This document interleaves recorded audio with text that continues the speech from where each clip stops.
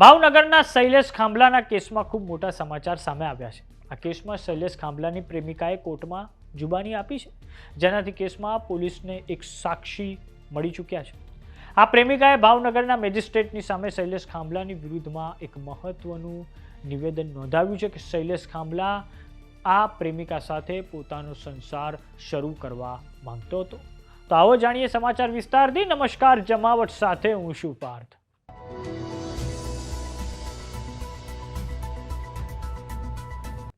ભાવનગરનો ચકચાર મચાવનારો શૈલેષ ખાંભલાના કેસમાં એક નવો ઘટસ્ફોટ સામે આવ્યો છે. આ કેસમાં ફોરેસ્ટ ઓફિસર શૈલેષ ખાંભલાએ પોતાના પત્ની અને 2 બાળકોનો જીવ લીધો હતો.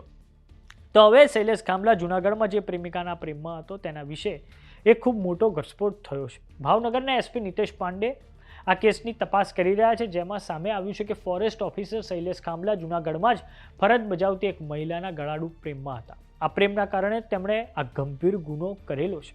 પોલીસે આ મામલે પ્રેમિકાને બોલાવી પ્રેમિકાનું નિવેદન નોંધ્યું હતું. શૈલેષ ખાંભલા અને તેની પ્રેમિકાનો ફોન FSLમાં મોકલવામાં આવ્યો હતો, કેમ કે બંને જણે ચેટ ડિલીટ કરી દીધી હતી.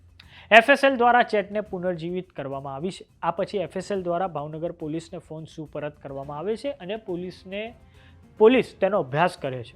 આ ચેટનો ભાવનગર પોલીસે અભ્યાસ કરતા ઘટસ્ફોટ થયો છે કે પ્રેમિકા માટે શૈલેષ ખાંભલા તો એક ટાઈમપાસ કરનાર એક પુરુષ હતો, પરંતુ શૈલેષ ખાંભલા આ મહિલાના ખૂબ ગળાડૂબ પ્રેમમાં હતો. આ ચેટમાં શૈલેષ ખાંભલાએ કહ્યું હતું કે તું મને અપનાવી તો લઈશ ને, આમ તો હું તને મારા ઘરમાં રાખવા માંગતો હતો, પરંતુ મારા લગ્ન સાટા પદ્ધતિથી થયા છે, માટે તને કાયમી મારા ઘરમાં રાખવી શક્ય નથી.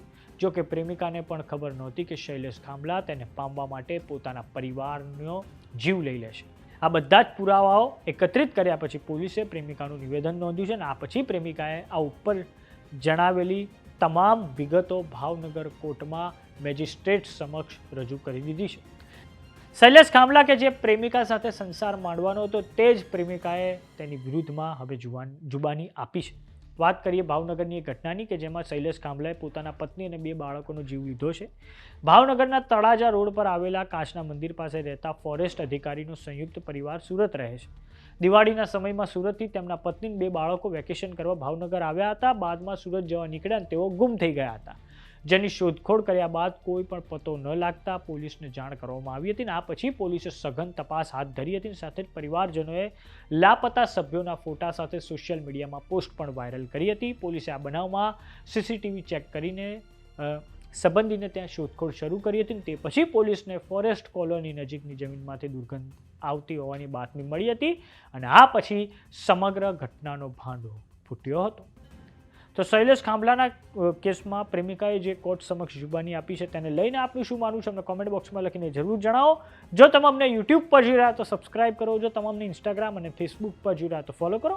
સાથે જ અમારી WhatsApp ચેનલ આવી ગઈ છે, જોઈન કરવાનું ના ભૂલતા. નમસ્કાર.